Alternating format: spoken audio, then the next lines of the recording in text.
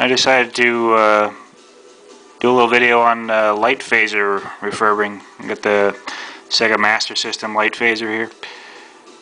Just thought it'd be better to dedicate an episode to it than to try to cram it into my regular episodes. Yeah, I thought I'd include this just because I couldn't find shit about repair. You know, I tried Googling it and I wasn't getting any videos or you know, photo slideshows of how to disassemble it. So thought I'd include this public service announcement. Okay. I thought since you know, while I take this apart and you know, clean and refurbish it a bit, I might as well give you a little tutorial on how to take it apart. On the side where you actually take out screws, there's a screw behind the decal here.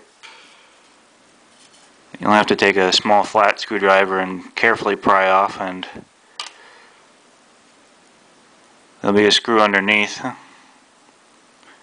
I tried to take it apart without taking the screw out, and it just wouldn't come apart, so I was like, oh, there's got to be something there. Then we have the back plate, which is secured in a little slot here, but there's also a little bit of glue there, so you have to pull it out. Here's the lens. You know, it's very crucial you treat that with the utmost care and don't scratch it or smudge it. Here's a trigger itself. It's got a little bit of grease here, so you know, if you do smear it off, you know, you're gonna have to replace that, re-grease it. Here's the laser assembly itself. Yeah, a little bit of corrosion. Gonna clean that up. There's a laser itself, and a little micro switch that the trigger presses on. Yeah, and the handle, there's a little bit of weights for heft and feel reasons. Go into these. They go into these slots here. Bit of rust on here. I'm probably going to carefully sand that off just for the sake of not having flakes of rust floating around inside this thing. It's worth noting that the screw closest to the trigger here is actually a little bit shorter than the other larger screws that make that secure this thing. Some people like compressed air. That's pretty good for, you know, general dust buildup, but I tend to go with the, you know, just soap and water usually. It's good for getting all those it's good for getting dust out of all the tiny grooves and, you know, details that you'll find in these things. Well, for the handle weights, I'm probably going to use a emery cloth here just to lightly sand off all this rust. And after that, I'll likely give it a light rub down, maybe with some WD-40, you know, just to protect the metal, like it says here. And of course, you could always paint these things too.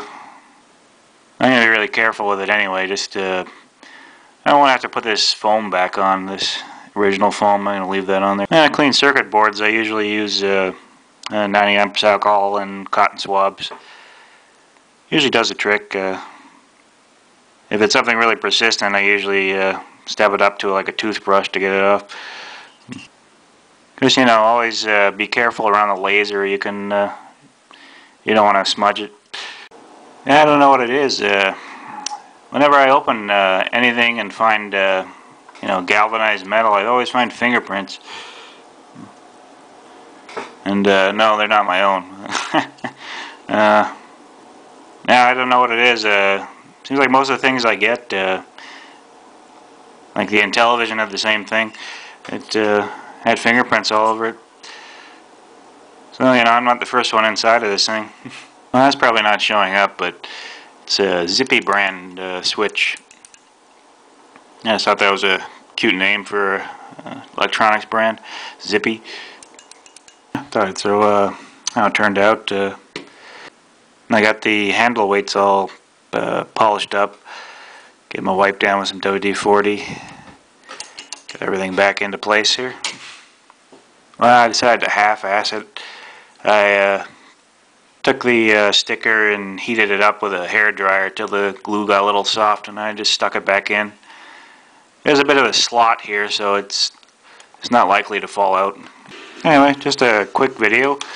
Like I said, I didn't see anything out there, so I thought I'd make one myself.